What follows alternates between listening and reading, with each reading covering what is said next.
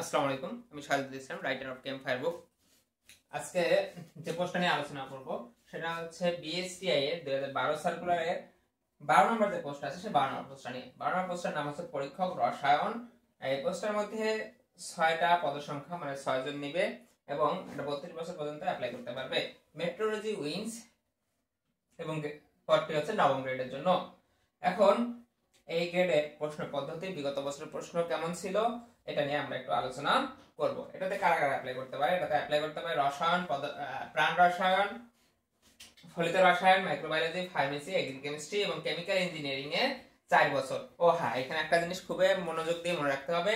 এইখানে অন্যান্য পোস্টের ক্ষেত্রে যেমন হচ্ছে এই সাবজেক্টগুলোতে 4 বছরের ম্যাথ কোর্স করেই তারা হচ্ছে অ্যাপ্লাই করতে পারতো, কিন্তু না, এই 12 নম্বর পোস্টটাই শুধুমাত্র একটা পোস্ট আছে যেটাতে তাকে এমএস মাস্টার্স করতে হবে, মানে কি স্নাতকোত্তর ডিগ্রি থাকতে হবে। শুধুমাত্র 4 বছরের ডিগ্রি করলে হবে না।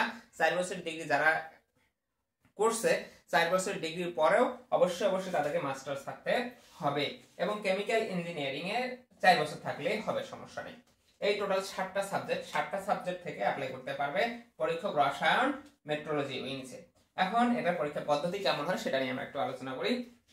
যেহেতু এই প্রশ্নের মধ্যে স্নাতকোত্তর চাইছে সেহেতু এখানে কিন্তু প্রশ্ন তুলনামূলক একটু কঠিন হয়। কত নম্বর পোস্টের তুলনায়? 2 নম্বর পোস্টের তুলনায়। আমরা অনেকে আপনারা আমার কাছে জানতে চেয়েছেন কমেন্টের মধ্যে 1 নম্বর এবং 2 নম্বর পোস্টের মধ্যে রসায়ন আছে, কিন্তু সেগুলো আর এটার মধ্যে পার্থক্য কোথায়?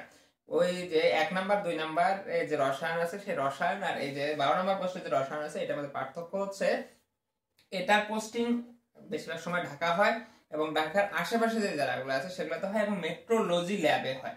এটা আছে মেট্রোলজি ল্যাব। আর 1 নম্বর 2 নম্বর যে পোস্টটা আছে সেটা কিন্তু মেট্রোলজি ল্যাব না, সেটা হচ্ছে রসায়ন ল্যাব। সেটা হচ্ছে রসায়ন পরীক্ষক উইংস আর একটা আছে সেখানে ল্যাব এটা। আর এটা হচ্ছে মেট্রোলজি ল্যাবের মধ্যেই রসায়ন যে টেস্ট আছে, কেমিক্যাল যে টেস্টগুলো আছে সেগুলো করার জন্য মেইনলি এটা নেওয়া হয়। তাহলে এটার পোস্টিং ঢাকা হওয়ার সম্ভাবনা বেশি, তবে ঢাকার বাইরেও হতে পারে, এমনটা না যে ঢাকার বাইরে হতে পারে না, কারণ ঢাকাও কিন্তু পুরো উইংসের আন্ডারই। ওকে, তাহলে এখন আমরা এটা নিয়ে যেটা আলোচনা করব সেটা হচ্ছে পরীক্ষা পদ্ধতি কিরকম হয়। পরীক্ষা পদ্ধতি সেম আগের মতোই। নন ডিপার্টমেন্টাল পার্ট হয়, এমসিকিউ পার্ট হয়। এমসিকিউ হয় 20 হতে পারে, 30 হতে পারে, 40 হতে পারে, 50 হতে পারে। সেটা কি হয়? এমসিকিউ হয়, এমসিকিউ, এবং বাংলা, ইংরেজি এবং কি জিকে হয়। এই হচ্ছে নন ডিপার্টমেন্টাল পার্ট।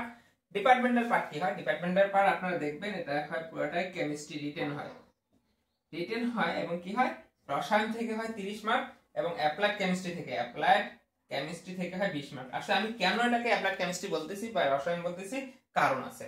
এর কারণ হচ্ছে অন্যান্য সাবজেক্টের ক্ষেত্রে আসলে অ্যাপ্লাইড কেমিস্ট্রি বলারও কারণটা কি, অন্যান্য পোস্ট যেগুলো আছে আপনারা দেখবেন কেমিস্ট্রি যেগুলো পোস্ট আছে সেগুলোতে কেমিস্ট্রি পোস্ট হয়, কেমিস্ট্রি তো থাকেই, সাথে হচ্ছে দুই একটা ম্যাথ থাকতে পারে বা ফিজিক্সে থাকতে পারে। কিন্তু এখানে একটা পোস্ট আছে যে পোস্টে 50-এর মধ্যে 50ই ধরা যায় কেমিস্ট্রি থেকে থাকে, কিন্তু আসলে এটা কেমিস্ট্রি না। কেমিস্ট্রি থেকে, পিওর কেমিস্ট্রি থেকে যদি আমি বলি, পিওর কেমিস্ট্রি থেকে থাকে 30, বাকি যে 20 মার্ক থাকে সেটা হচ্ছে অ্যাপ্লাইড কেমিস্ট্রি, কারণ এখানে কিন্তু কেমিক্যাল ইঞ্জিনিয়ারিং আছে। কেমিক্যাল ইঞ্জিনিয়ারিং টাইপের যে ম্যাথগুলো আছে সেই ম্যাথগুলো থাকে 20 মার্ক, বা 2টা ম্যাথ থাকবে এটা রিলেটেড।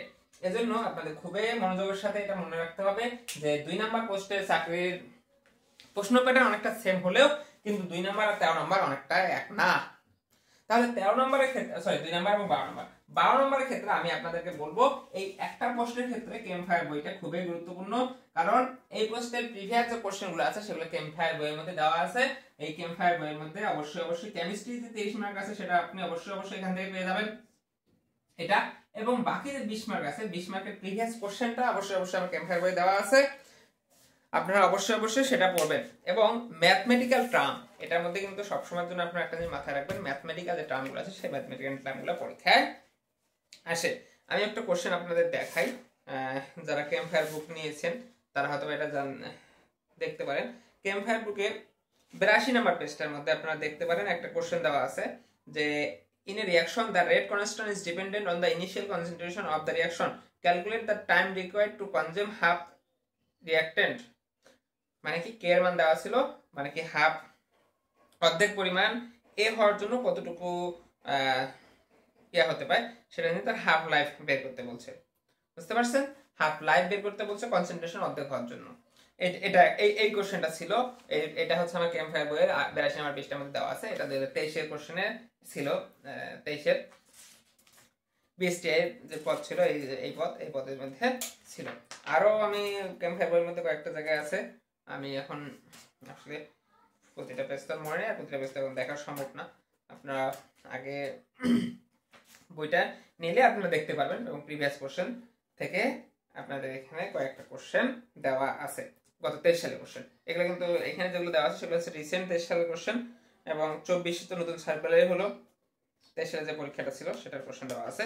সো আপনারা, আমি যেটা বলবো যে কেমিস্ট্রির জন্য, কেমিস্ট্রি যে পাঠটুকু আছে, কেমিস্ট্রি যে 30 মার্ক থাকতেছে, কেমিস্ট্রি এর 30 মার্কের জন্য কেমিস্ট্রি 30, টোটাল কিন্তু থাকতেছে কত? টোটাল থাকতেছে 50। 50 এর মধ্যে কেমিস্ট্রি, পিওর কেমিস্ট্রি থাকবে 30, বাকি 20 থাকবে অ্যাপ্লাইড কেমিস্ট্রি থেকে। আসলে অ্যাপ্লাইড কেমিস্ট্রি বলা ঠিক না, সেটা কেমিস্ট্রির ভিতরেই, কিন্তু কেমিক্যাল ইঞ্জিনিয়ারিং রিলেটেড। এই 30 যে থাকবে, সেই 30 থাকবে মোটামুটি ইজি। আপনার ক্যাম্প ফায়ার বইটা যদি পড়েন, এখান থেকে আপনার 30 এর মধ্যে 25 পেয়ে যেতে পারেন হুবহু। বাকি যেটা 20 থাকতেছে, এই 20 এর জন্য আপনাকে একটু কেমিক্যাল ইঞ্জিনিয়ারিং, এখানে যে ম্যাথগুলো দেওয়া আছে সেই ম্যাথগুলো তো করতে হবে। সাথে সাথে আমি আপনাদেরকে বলবো যে আপনারা ম্যাথমেটিক্যাল টার্মগুলো আছে বিভিন্ন বইয়ে, যে ম্যাথমেটিক্যাল ইন্টারমিডিয়েটের বইয়ে বলেন, গুহ স্যারের বইয়ে বলেন, এখানকার যে ম্যাথমেটিক্যাল টার্মগুলো আছে সেই ম্যাথমেটিক্যাল টার্মগুলো অবশ্যই আপনারা খুবই খুঁটিনাটি দেখে দেখে পড়বেন, তাহলে মোটামুটি একটা ফুল ভালো প্রিপারেশন হয়ে যাবে। আর নন ডিপার্টমেন্টাল পার্টের ক্ষেত্রে আমরা ধরে নিতে পারি বাংলা, ইংরেজি, জিকে যেগুলো আছে সেগুলোর জন্য আপনারা প্রিভিয়াস বিসিএস এর কোশ্চেনটা পড়ে নিতে পারেন, তাহলে এখান থেকে মোটামুটি অনেকগুলো কোশ্চেন পেয়ে যাবেন। প্রিভিয়াস বিসিএস এর কোশ্চেন এবং অন্যান্য চাকরিতে যে পরীক্ষা, যেহেতু বইয়ের রিলেটেড, বইয়ের যে চাকরিগুলো নিচ্ছে, যে পরীক্ষা নিয়েগুলো নিচ্ছে, সেটার জন্য যে কোশ্চেনগুলো আছে নন ডিপার্টমেন্টাল পার্টটুকু, সেটা আপনারা ওখান থেকে নিয়ে নিতে পারেন, তাহলে মোটামুটি একটা ভালো প্রিপারেশন হয়ে যাবে।